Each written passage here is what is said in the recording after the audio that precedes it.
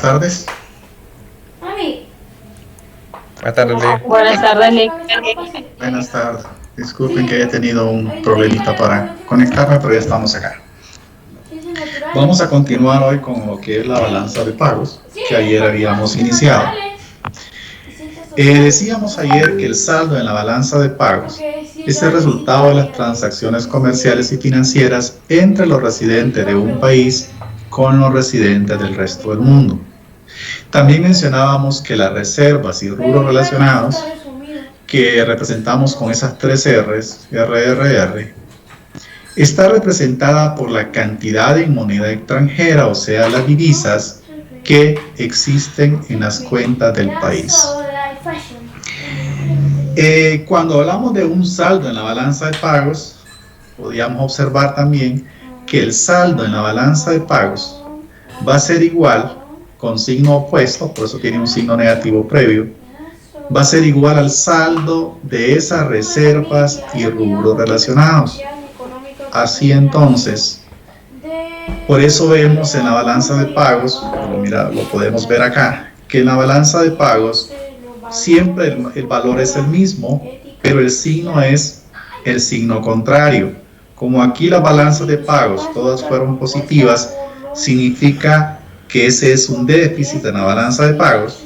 Por lo tanto, si es déficit, hay pérdida de reservas y rubros relacionados, por eso el saldo en las reservas y rubros relacionados va a ser negativo, atendiendo esta fórmula que tenemos acá. Sí, por eso este signo es negativo, porque con signo opuesto, el saldo en la balanza de pagos es igual al saldo en las reservas y rubros relacionados, pero si en la balanza de pagos es positivo, entonces aquí va a ser negativo. Cuando en la balanza de pagos sea negativo, negativo en la balanza de pagos es un superávit, entonces aquí va a ser positivo.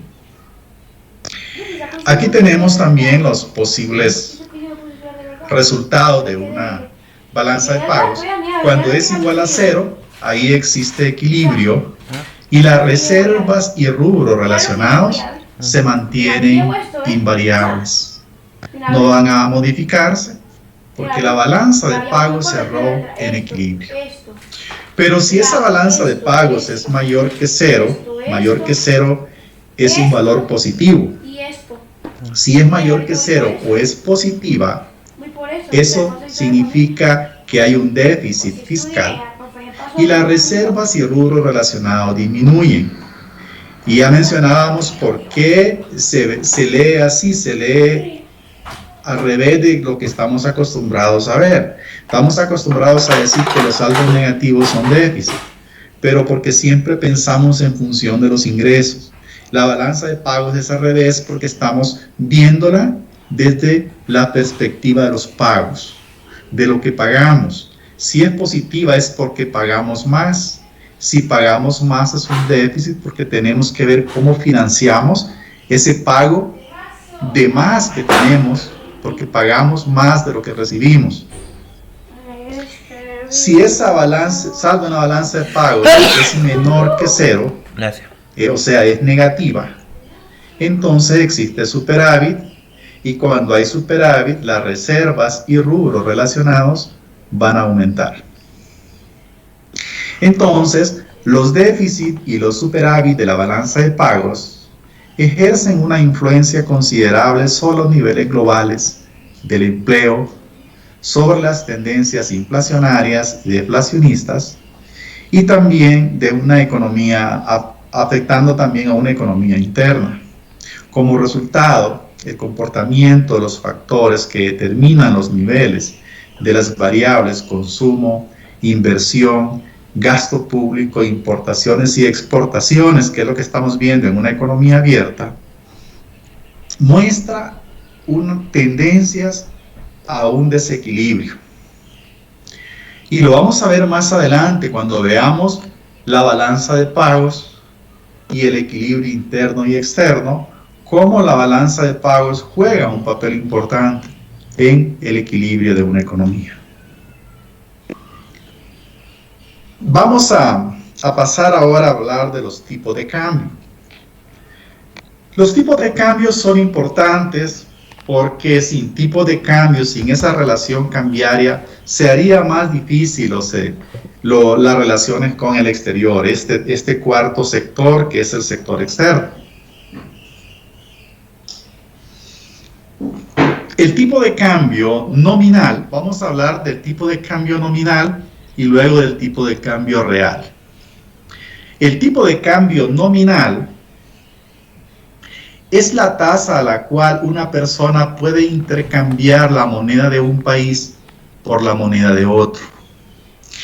O sea que un tipo de cambio es la relación de valor entre la moneda de un país con la moneda de otro país. Por ejemplo, un país tiene diversos tipos de cambio, diferentes tipos de cambio, uno para cada una de las monedas con las que el país tiene relación, ya sea comercial o financiera. No hay un solo tipo de cambio. Lo que ocurre es que generalmente siempre va a haber una moneda que es la que más van a demandar las personas para hacer sus transacciones con el exterior. En Honduras, por ejemplo, la moneda que más demandamos para hacer transacciones es el dólar. Y por eso el tipo de cambio más importante pasa a ser lempiras, que es la moneda nacional, versus dólares como moneda extranjera. Pero también hay tipo de cambio lempiras versus euros, lempiras versus córdobas, colones, pesos, etc. Para todos los países con quienes nos relacionamos, va a haber una relación de valor entre sus monedas, que es lo que conocemos como tipo de cambio. Ese es el tipo de cambio nominal. Nominal es cuando damos una moneda de un país X y a cambio recibimos moneda nacional. O puede ser también moneda entre dos países, porque igual podemos intercambiar dólares por euros. Hay un tipo de cambio, aunque no sea la moneda nacional, pero podemos dar dólares y que nos cambien a euros, si lo que ocupamos son euros, porque necesitamos ir a la zona de Europa, por ejemplo. Entonces, esos son los tipos de cambio. No existe un tipo de cambio único, como les mencionaba, sino que van a haber tipos de cambio diversos. Tantos tipos de cambio van a haber como tantas sean las monedas de los países del exterior con quienes tenemos relación, ya sea comercial o financiera. El tipo de cambio nominal se expresa de dos maneras. En las unidades de moneda extranjera, o sea, representa las unidades de moneda extranjera por cada unidad en moneda nacional, o viceversa. También son las unidades de moneda nacional por cada unidad en moneda extranjera. O sea que lo podemos ver, cuánto me entregan en moneda extranjera por la moneda nacional o cuánto debo de pagar en moneda nacional por una moneda extranjera. Las dos vías, y aquí tenemos un ejemplo para el caso. Supongamos que la tasa de cambio entre el lempira hondureño y el dólar de Estados Unidos es de 24.0197. Este era el tipo de cambio al día de ayer. ¿Qué? 24.0197 por un dólar. Y antes les quiero también aclarar un punto. Cuando ustedes van a un banco, por ejemplo, ahí publican el tipo de cambio, lempiras y dólares, y creo que con lempiras y euros también. Pero hablamos de lempiras y dólares en este momento. Hay una tasa, pero ven que hay dos tasas, hay dos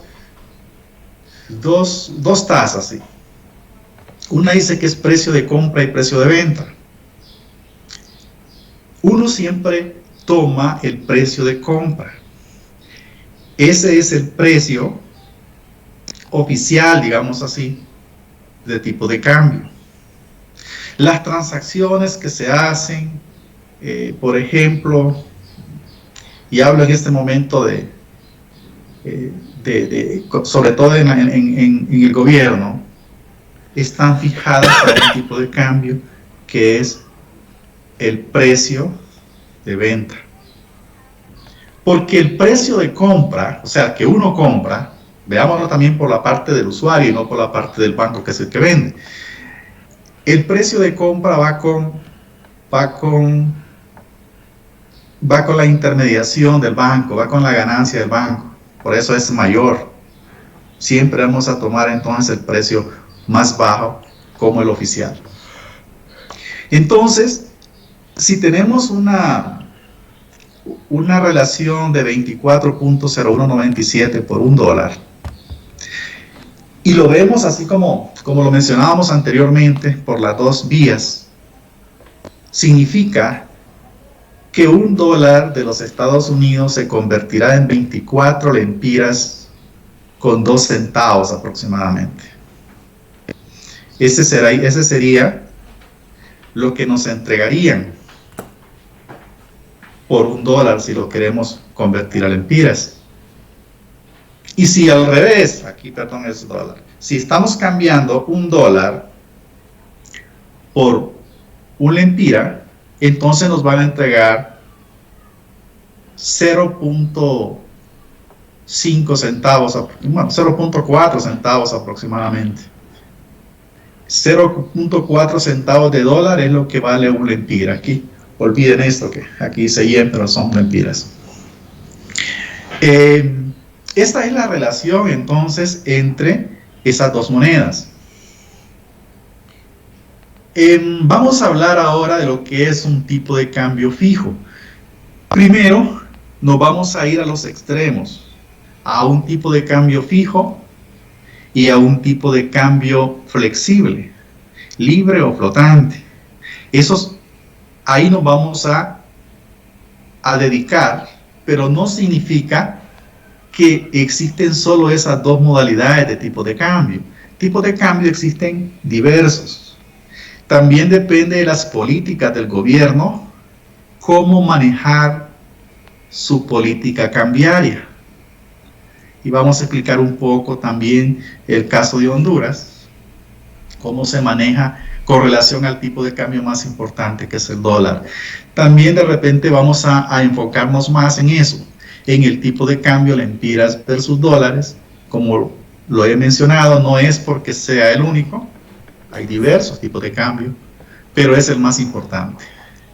Más del 85% de las transacciones se hacen en esta moneda, por lo tanto más del 85% de importancia tiene el tipo de cambio lempiras y dólares. Entonces, cuando hablamos de un tipo de cambio fijo, es la autoridad monetaria del país. En el caso de Honduras, la autoridad monetaria y cambiaria del país es el Banco Central de Honduras. Es el responsable de mantener constante el tipo de cambio. Esto es importante. Cuando el tipo de cambio es fijo, el responsable es el Banco Central de Honduras de mantenerlo así. No significa que no hay fluctuaciones en la relación cambiaria de un país con otro. No significa que no está variando en términos de comercio la moneda de un país con la moneda de otro país. Siempre está cambiando. La diferencia es que esos cambios los absorbe el Banco Central de Honduras, se responsabiliza el Banco Central de Honduras, o sea que el Banco Central los asume.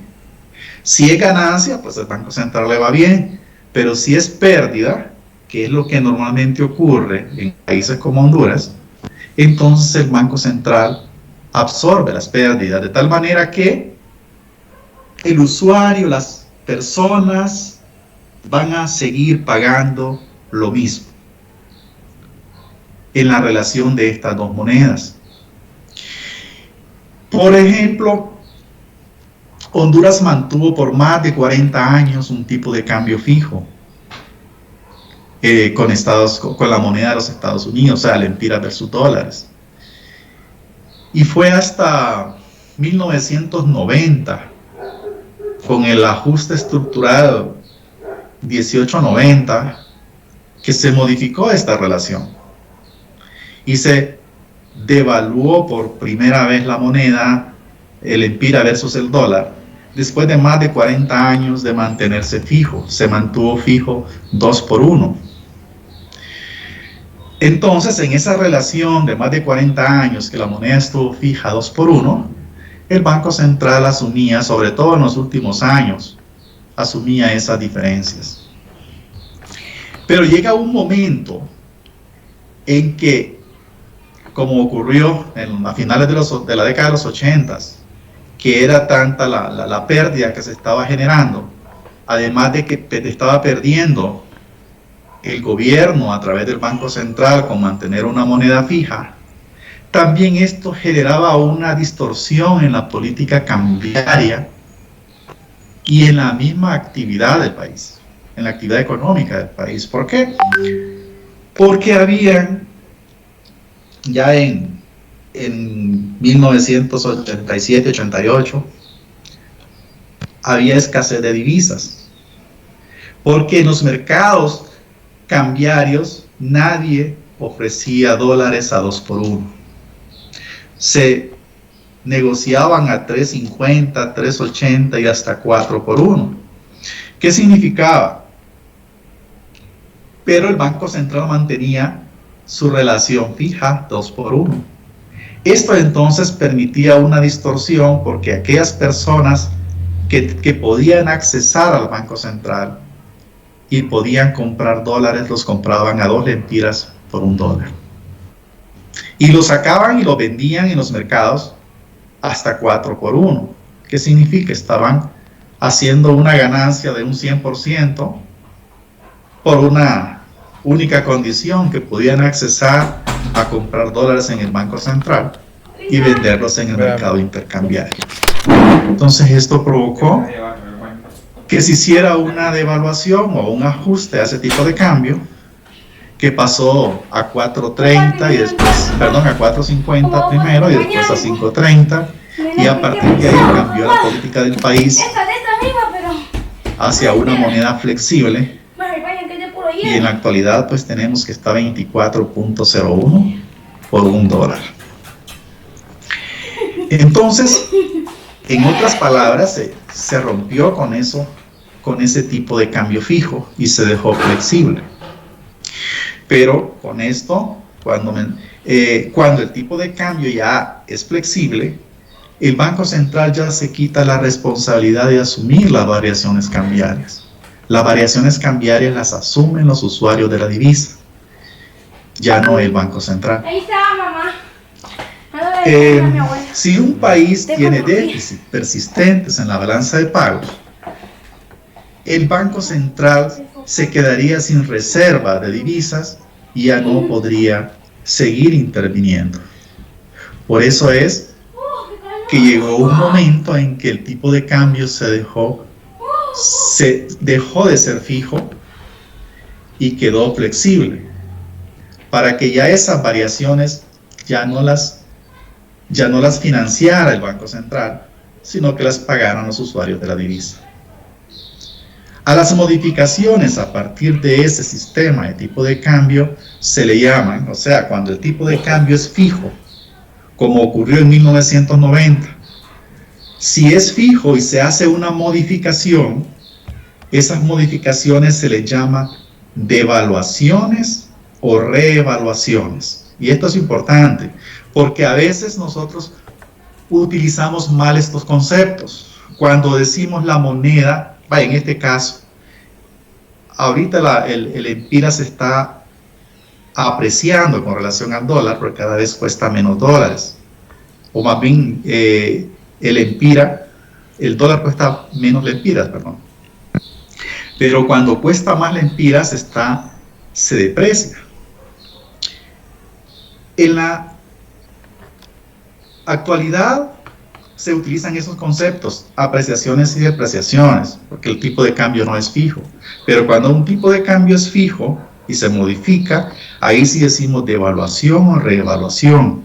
En 1990, la moneda se devaluó, pasando a 4.50 y después a 5.30.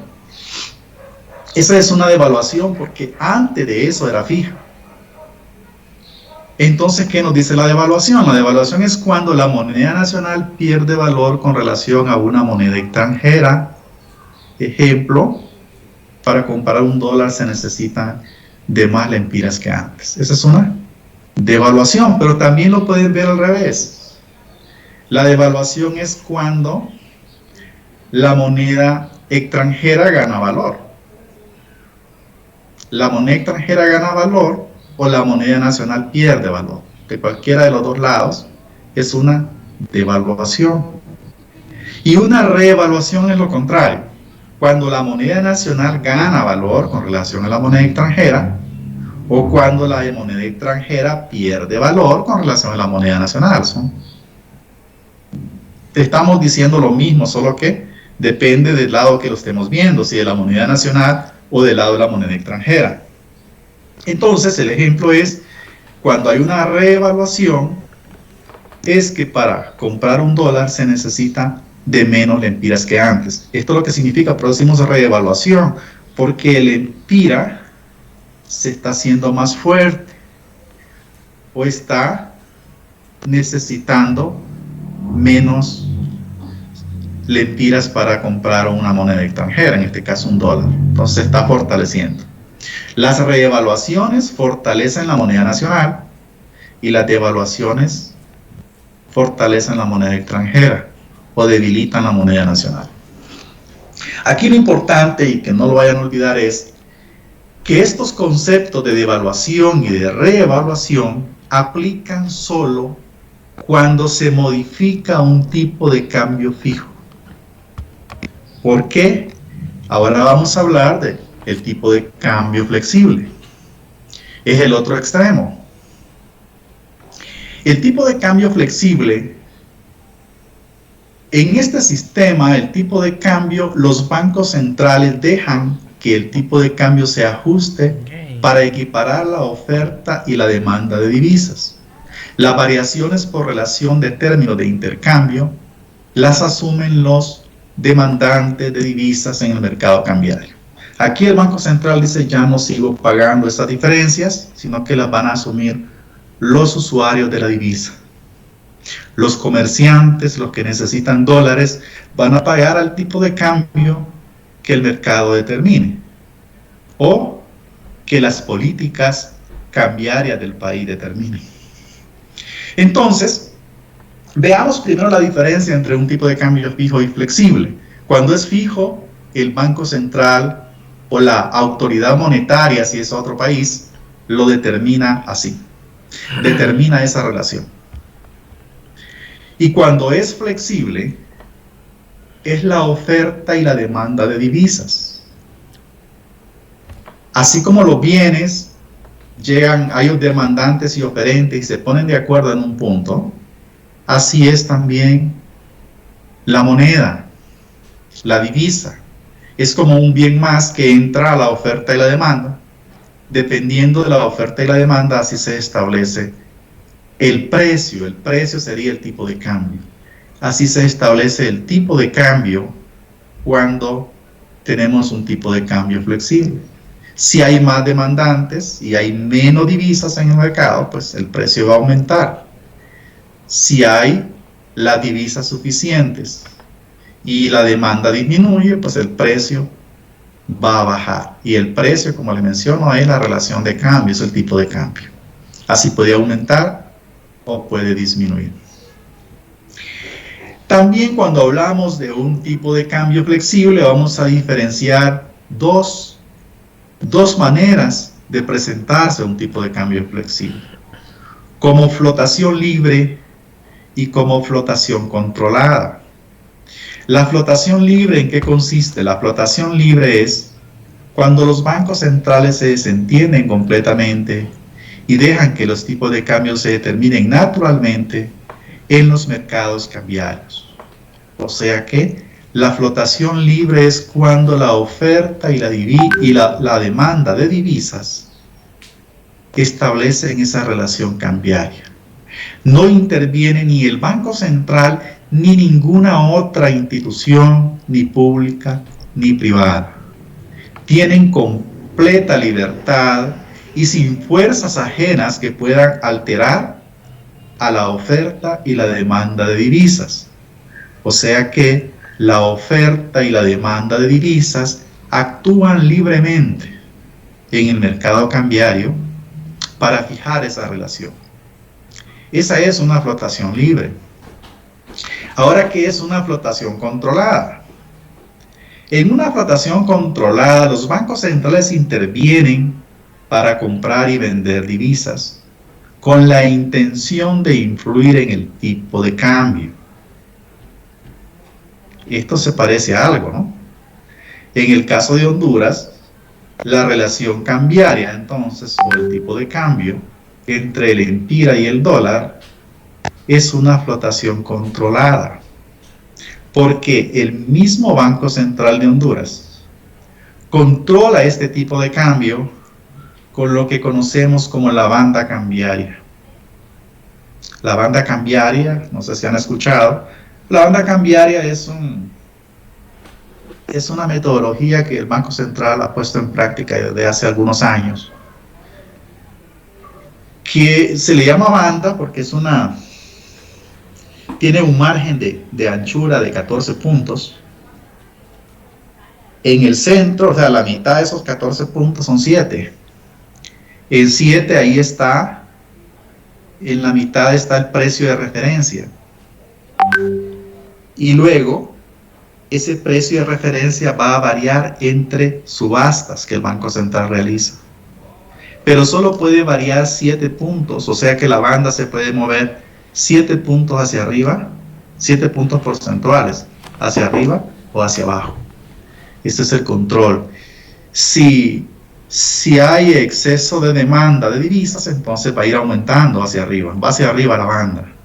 Cuando no hay tanto exceso de demanda, como ocurrió en ya casi un año que llevamos, entonces va hacia abajo, y cuando va hacia abajo, la moneda nacional se aprecia.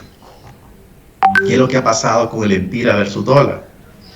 ¿Por qué? Porque hay menos demanda, no hay producto de la situación sanitaria que vive el mundo. Entonces esto ha mermado las relaciones con el exterior, y entonces se necesitan menos divisas y hay menos presión a las importaciones. En el caso de Honduras, lo más significativo fue la caída, por ejemplo, de la factura petrolera, de los derivados del petróleo, porque con el confinamiento que vivió el país y que vivieron también los demás países, al restringir la circulación, pues hay menos consumo de derivados del petróleo. Y eso implica que hay menos importaciones de petróleo y hay menos necesidad de divisas para importar estos bienes. Eso es entonces en una flotación controlada, como la que tenemos actualmente, en la relación de tipo de cambio el empira versus dólar. No significa que hay flotación controlada para todos los tipos de cambio en el país, no. Específicamente estamos hablando en este momento del empiras versus dólares. Entonces aquí vemos que cuando el tipo de cambio es flexible, a esas variaciones le vamos a llamar depreciación y apreciación. Ya no es devaluación y reevaluación como el anterior. Ahora lo correcto es decir depreciación y apreciación. O sea que no podemos decir que el empira se está reevaluando, sino que lo correcto es decir el empira en este momento se está apreciando, porque está costando cada vez menos lempiras comprar un dólar. Entonces, la definición es parecida. Una depreciación es el mismo concepto de la devaluación que mirábamos antes, pero la diferencia es que es depreciación cuando es a partir de un tipo de cambio flexible y que era devaluación cuando el tipo de cambio era fijo. Una depreciación entonces es cuando la moneda nacional pierde valor con relación a la moneda extranjera. Ejemplo, para comprar un dólar se necesita de más lempiras que antes. Lo mismo que en la devaluación. La diferencia es de qué tipo de cambio venimos. En este caso, un tipo de cambio flexible.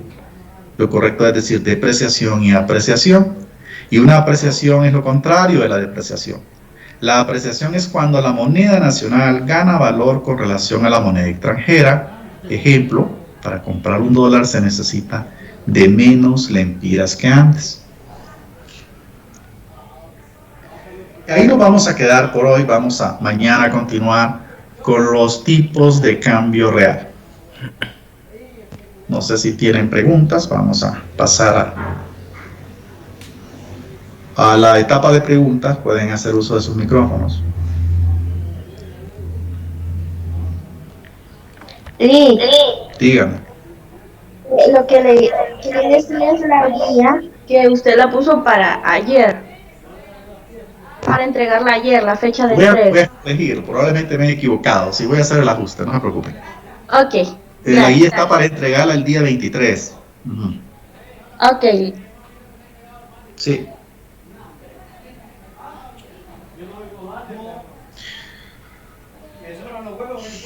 ¿Alguna otra pregunta, comentario, duda? Y si no, mañana continuamos. Mañana continuamos con la clase. Como les he mencionado, pues estamos programados para terminar el día jueves. El día lunes entiendo que es feriado por el día 14. Entonces nos quedan martes y miércoles para reforzar la otra semana. Y si podemos el mismo jueves, porque creo que terminamos temprano, pues podemos también desde el jueves comenzar a hacer este reforzamiento. Yo voy a tratar también de traerles ejercicios, bueno, de explicarles acá un ejercicio completo del modelo ISLM para que lo tengamos más claro. Y más que todo el modelo ISLM, porque luego balanza de pagos, que es el otro punto que podría venir en ejercicios prácticos, pues hemos visto que balanza de pagos no es más que de sumas y restas entre las cuentas de la estructura de balanza de pagos, pero igual vamos a reforzar también ese punto. Bien, si no hay entonces más preguntas, dígame. Entonces el examen es de esa semana que viene a la otra. El día 23, que es el viernes 23 de este viernes, se entrega la guía al siguiente, y ese día es la fecha límite. Ustedes pueden subirla antes, ¿no? Pero sí, la fecha límite es el día del examen, el 23. Ok, y entonces sería el lunes de esa semana que vamos a examen, sería el lunes que entregaría nota, o ¿cuándo? ¿Cómo las notas?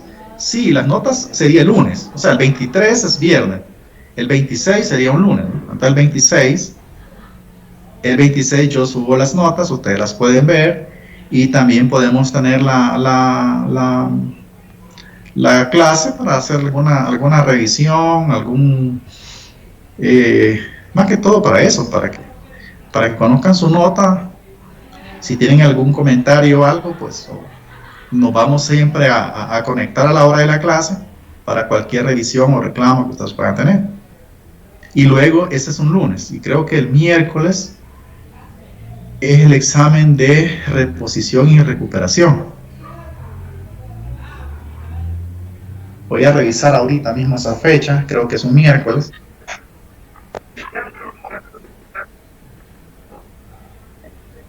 Y después del miércoles sí, ya ven, nota final el día que se suben las notas del sistema. Siempre hay que tomar en cuenta que en ese examen ya no valen los acumulativos, sino que y todo el examen viene en base a 100.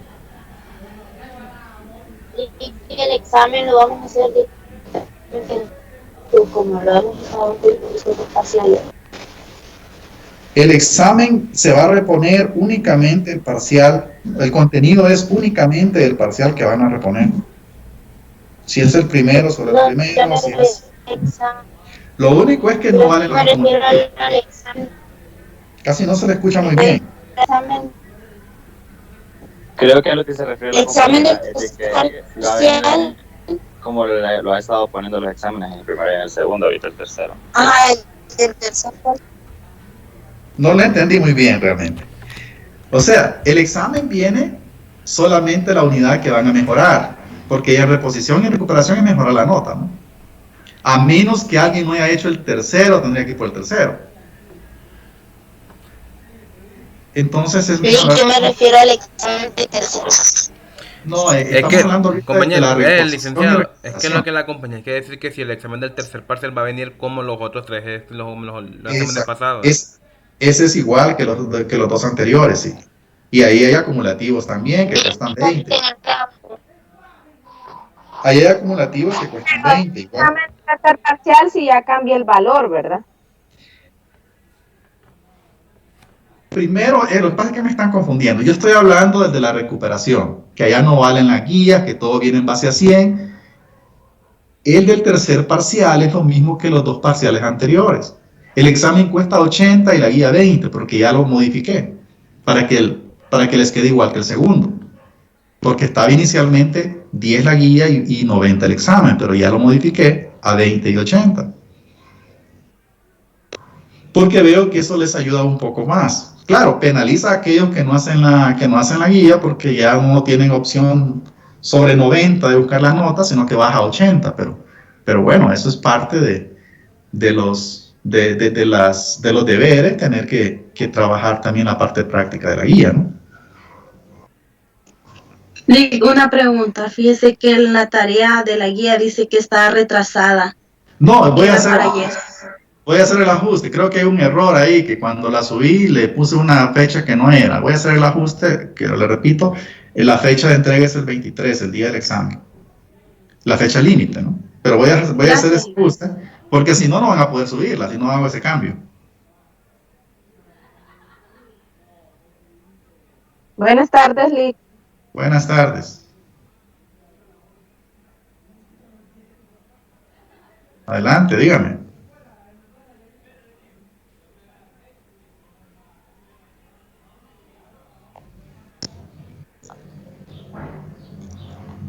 No, Lick, todo claro. Buenas tardes. Todo claro, buenas tardes entonces. Para finalizar, pues el examen de la reposición final es el 29 de abril.